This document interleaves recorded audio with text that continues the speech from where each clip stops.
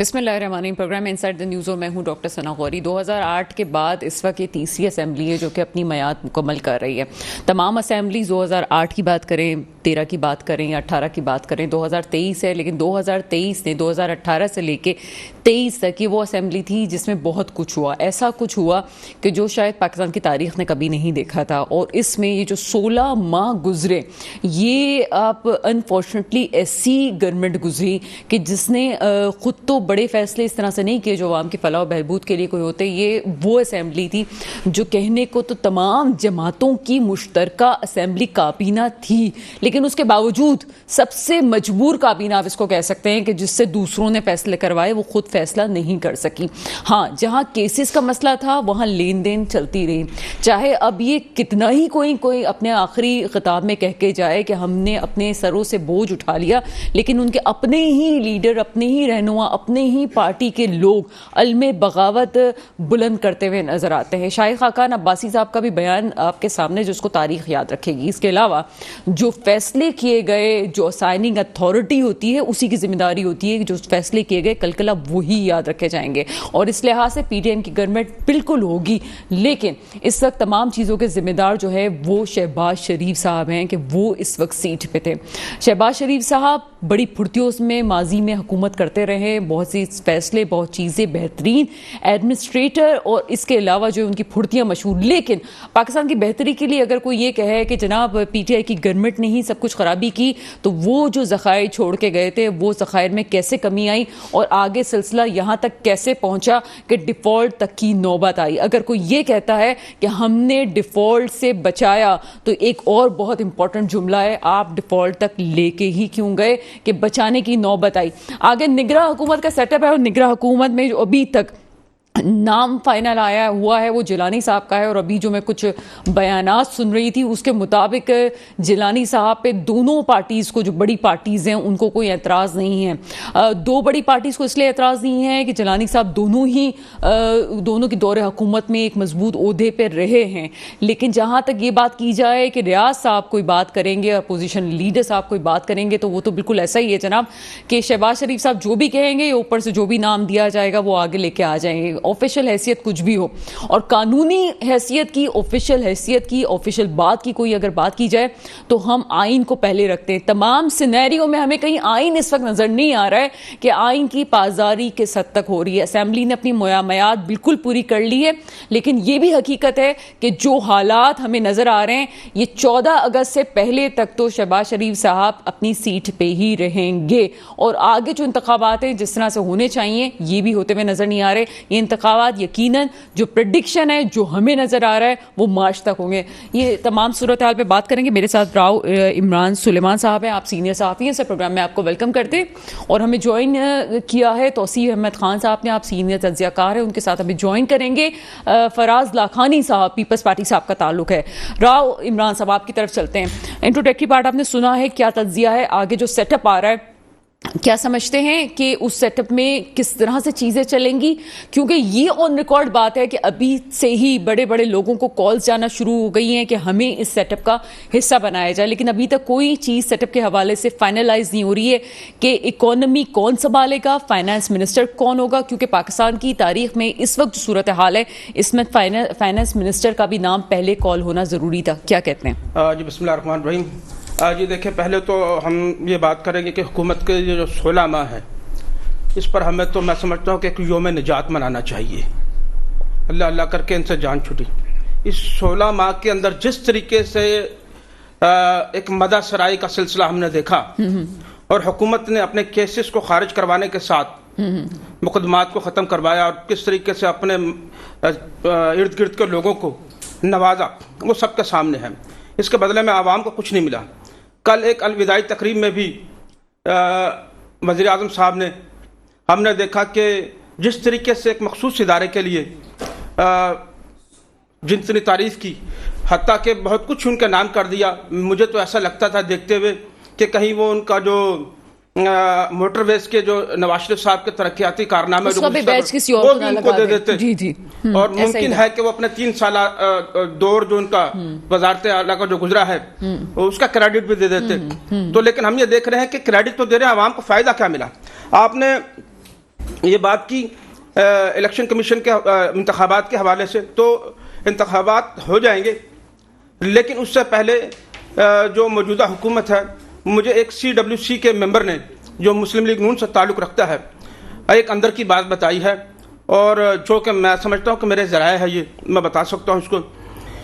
تو مسلم لیگ نون کی ایک بڑی میٹنگ میں مریم نواز کی قیادت میں تھی، تو اس میں فیصلہ یہ ہوا تھا کہ اس انتخابات میں اگر ہم یہ سمجھتے ہیں کہ چیئرمین صاحب کو سزا دینے کے بعد کیا عوام کا ووٹ ہماری طرف آئے گا، تو دیکھا کہ وہ جیل میں تھا اور ایک بہت بڑا انہوں نے اپسیٹ کیا، الیکشن جیتا جیل میں ان کے نمائندے نے. لیکن یہ ایک وہ صورتحال ہے کہ جس کی وجہ سے انہوں نے مردم شماری اور اس کے حلقہ بندیوں کے حوالے سے بھی اس بات کو ایک دم قبول کیا، جو کہ شروع میں وہ قبول نہیں کر رہے تھے، ورنہ اتنا شور کیوں مچاتی MQM. ان کا ایک نظریہ یہ تھا کہ ہم نے دیکھا کہ ماضی کے اندر ہماری جو حکومتیں ہوتی ہیں، جو نئی حکومت آتی ہے، اس کے جو مظالم ہوتے ہیں یا اس کی مہنگائی کے معاملات ہوتے ہیں، تو ہم ہمیشہ گزشتہ دور کو یاد کرتے ہیں. ہم کہتے ہیں کہ وہ فلاں دور اچھا تھا یار، عمران خان کا بہت چیئرمین صاحب کا دور بہت اچھا تھا، اس سے پہلے کہ مشرف صاحب بڑا اچھے دور تھا. تو یہ چاہتے ہیں کہ یہ جو سارا ملبہ جو نئی حکومت آئے گی، نگراں حکومت، تو اس کے دور میں جو مہنگائی کے باقی پہاڑ ہیں وہ عوام پر ٹوٹیں گے، اور عوام شہباز حکومت کو یاد کرے گی اور کہے گی کہ یار اس سے اچھا تو وہ تھا، کم سے کم پیٹرول 300 روپے تو نہیں پہنچا تھا. تو اس معاملے کو رکھنے کے لیے اور عوام میں واپس جانے کے لیے اس معاملے کو طول دیا جائے گا، الیکشن کو بہت آگے تک لے کے جائیں گے، اور جب تک آگے لے کے جائیں گے جب تک عوامی رد عمل کو یہ دیکھ نہ لے کے ہم باہر جائیں گے تو عوام سے جوتے تو نہیں پڑیں گے ہمیں، اس خوف کی وجہ سے. اور ایک بات آپ نے کہی کہ کس کو کیا ملے گا، تو یہ کل اتحادی حکومت میں طے پا چکا ہے کہ جو کچھ اتحادی حکومت کے پاس وزارتیں ہیں وہی وزارتیں ان کے پاس رہیں گی، کوئی کہیں نہیں جائے گا، سب کچھ انہی کے پاس رہے گا. اور ایک بڑا عہدہ جو جلیل عباسی کا جو نام لیا جا رہا ہے، کل تک نام آپ نے دیکھا حفیظ شیخ صاحب کا بڑا گونج رہا تھا، لیکن حفیظ شیخ صاحب کے بارے میں بتاتا چلوں کہ ان پر سابق وزیر اعظم صاحب کی بہت بڑی نوازش رہی ہے، اور انہوں نے وزارت خزانہ میں تھے. تو ایک اعتماد ہے کہ کیا کل تم وزیر اعظم بننے کے بعد مجھے بھول تو نہیں جاؤ گے. وہ اعتماد مکمل دلانے میں ناکام رہے ہیں. ان کو معلوم ہے کہ یہ گزشتہ حکومت میں ایک بڑے وزارت کا حصہ رہا ہے، ہم اس کو کس طریقے سے وزارتوں میں پہ لیا. لیکن یہ بھی حقیقت ہے کہ حفیظ شیخ صاحب کے پاس جب بھی عہدہ آیا ہے وہ اس عہدے پہ کوئی خاص کامیابی رہی نہیں ہے ان کی، یہ بھی تاریخ ہے. لیکن وہ IMF کے ایک خاص آدمی ہے. اسی طریقے سے جلیل عباسی صاحب بھی یہ سمجھ لیں کہ اس میں کہنے میں بجانے میں امریکی آشرواد کے اوپر ہے، کیونکہ زیادہ تر امریکہ میں ہی انہوں نے وقت گزارا ہے.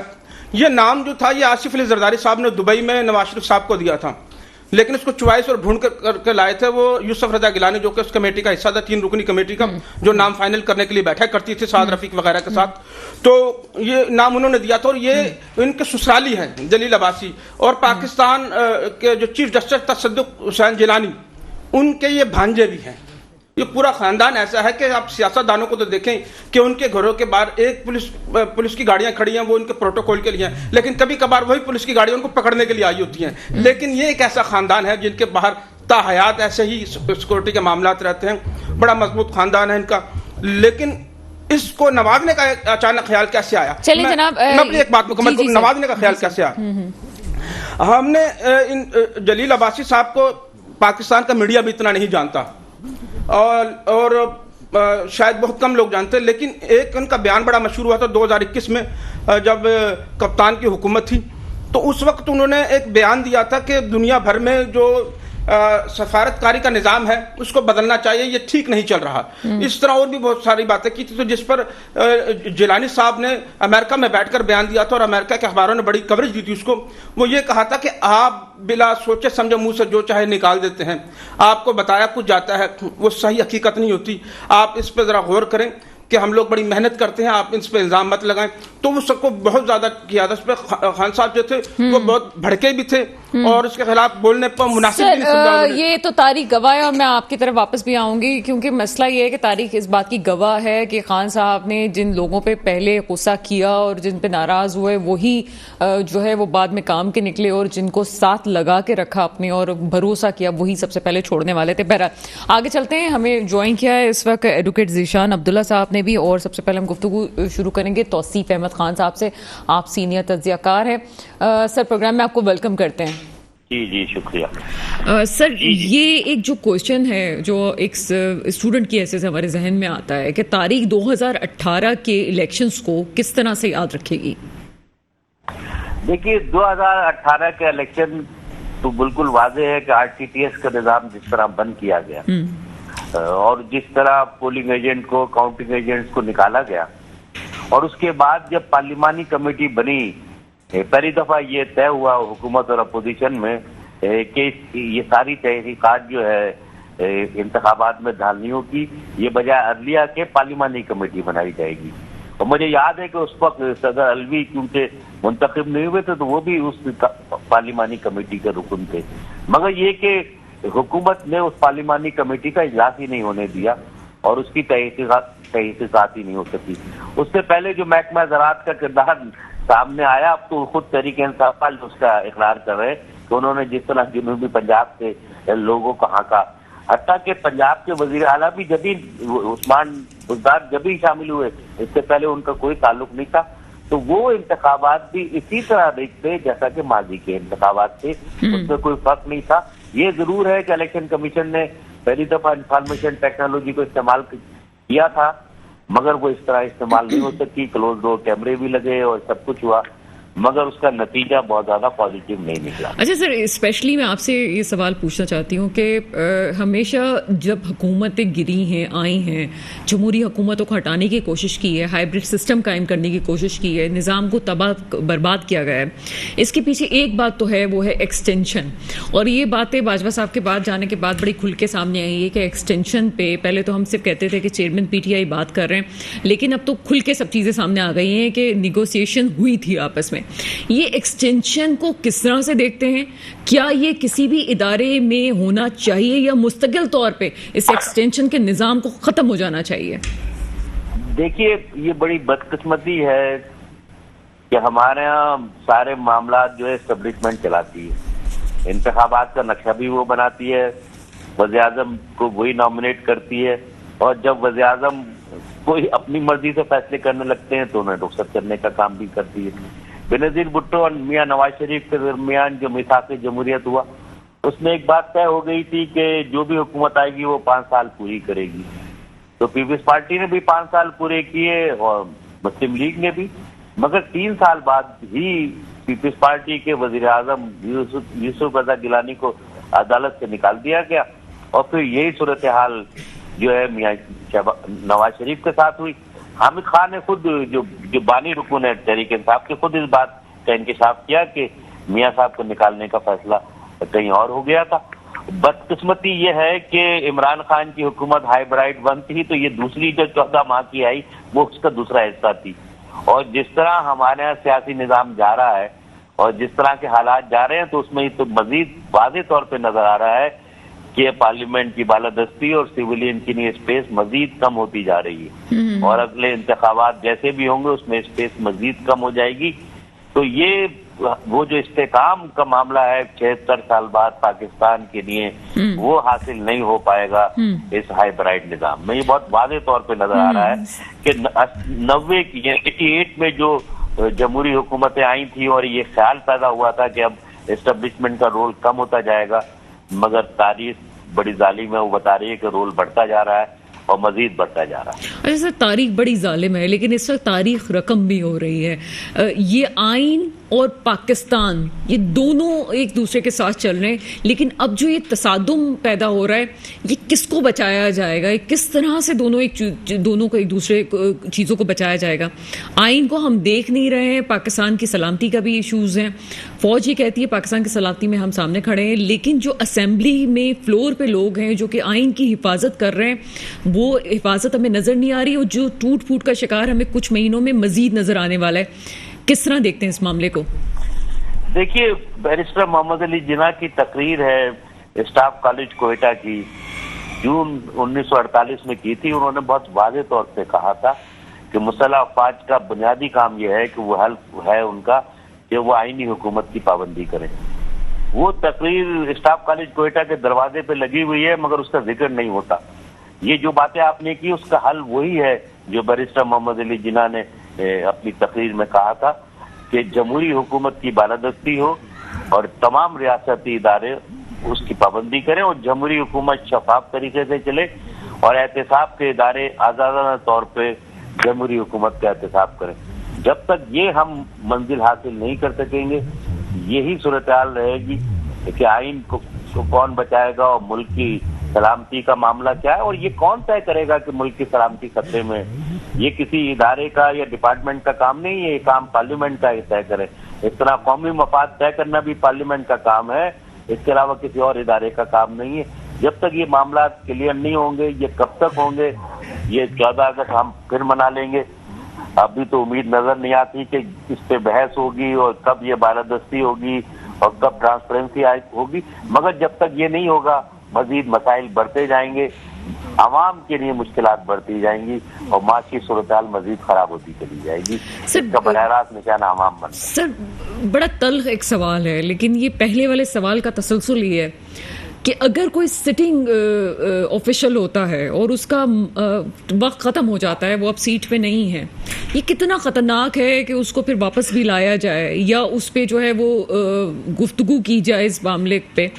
اس معاملے کو کیا ایک ہی دفعہ جہاں ہم اتنی قانون سازیاں کر رہے ہیں, کیا اس معاملے کی قانون سازی نہیں ہو سکتی ہے کہ جناب ایک شخص کی اگر میعاد پوری ہو گئی ہے تو آگے اس کو نہیں آنا چاہیے, دوسرے کو آنا چاہیے؟ دیکھیے, جسٹس کھوسا نے جب از خود نوٹس لیا تھا جنرل باجوہ کے ایکسٹینشن کا, تو انہوں نے پارلیمنٹ کے سپرد کر دیا تھا. وہ ایک موقع تھا پارلیمنٹ کا کہ وہ اسی طرح کا طریقہ کار بنا دیتی جیسا کہ سپریم کورٹ کے چیف جسٹس کے تقرر کا, مگر پارلیمنٹ نے وہ کھو دیا. وہ المیہ ہے, اس میں نواز شریف بھی شامل ہوئے, اس میں عمران خان بھی شامل ہوئے, اور اس کی وجہ وہ یہی تھی کہ وہ دونوں یہ سمجھتے تھے کہ طاقت کا منبع تو کچھ اور ہے, تو انہیں کیوں ناراض کریں. انہیں وہیں وہ موقع پرستی کا ثبوت دیا پارلیمنٹ نے, اور وہ موقع چلا گیا. تو دوبارہ پارلیمنٹ آئے اور اس کے بعد مستحکم ہو, پھر اسے موقع ملے, تو اسی وقت یہ معاملہ طے ہو سکتا ہے. اور وہ ایک تاریخی موقع تھا جسٹس کھوسا کے فیصلے سے, جو کہ ضائع ہو گیا, اور اس پہ بحث بھی نہیں ہو سکی کیونکہ میڈیا میں اتنی آزادی نہیں تھی کہ اس کے نقصانات پہ بحث کی جا سکے. ورنہ وہ اگر پارلیمنٹ اس پہ اسٹینڈ لیتی, اور یہ ذمہ داری وزیر اعظم عمران خان کی تھی کہ وہ میاں شہباز شریف کو شریک کرتے اپنے ساتھ, ایسے ہی جیسے کہ 99 میں میاں نواز شریف نے 8ویں ترمیم ختم کرنے کے لیے اپوزیشن لیڈر بینظیر بھٹو کے ساتھ ایک معاہدہ کیا تھا. اگر وہ اس بصیرت کا ثبوت دیتے اور سارے سیاستدان متحد ہوتے تو آج ہم آگے کی طرف جاتے, اور شاید آج اسمبلی ختم ہو رہی ہوتی تو یہ عمران خان ختم کر رہے ہوتے. سر آخری سوال میں آپ سے پوچھوں گی, بڑا امپورٹنٹ ہے, یہ جو پولیٹیکل ویکیوم کریٹ ہوتا ہوا ہمیں نظر آ رہا ہے, وہ اس کا کیا حل آگے آپ کو نظر آ رہا ہے؟ کیونکہ اس وقت وہی بات ہے کہ آئین کی پاسداری تو ہم کر نہیں رہے, اور آگے جو صورتحال ہے ہمیں مارچ تک ہوتے ہوئے نظر آ رہے ہیں, انتخابات خدا کرے کہ جلدی ہو جائیں, لیکن یہ جو پولیٹیکلی ویکیوم ہمیں نظر آ رہا ہے, ایک پارٹی کے صدر کو ہم پیچھے کر رہے ہیں, ایک پارٹی کو پیچھے کرنے کی کوشش کریں, اس کے کیا نتائج برآمد ہو سکتے ہیں؟ دیکھیے, بڑی بدقسمتی ہے کہ ہمیشہ وزیر اعظم کو ہی سزا ہوئی. دو وزیر اعظم قتل ہو گئے, ایک کو پھانسی ہو گئی, باقی کو بدعنوانی کے الزام میں سزا ہو گئی, اور یہ سلسلہ رکتا نظر نہیں آ رہا. اور آج تو وزیر اعظم نے بھی کہا کہ اس پہ کوئی خوشی کی بات نہیں ہے, مگر اس کا مسئلے کا حل تو سیدھا 1973 کا آئین ہے کہ اس کے تحت 90 دن میں شفاف انتخابات ہونے چاہیے. اس کے علاوہ کوئی اور حل نہیں ہے. اس پہ عمل ہوگا تو ہم استحکام کی طرف جائیں گے, اس پہ عمل نہیں ہوگا تو پھر یہی تو خیال رہے. بہت شکریہ. توصیف احمد خان صاحب ہمارے ساتھ موجود تھے, بڑی امپورٹنٹ بات تھی, اور اس بات کو لیتے ہوئے آگے بھی بات کریں گے, لیکن یہاں وقت ہوا ہے چھوٹے سے بریک کا, بریک کے بعد مزید بات کرتے ہیں.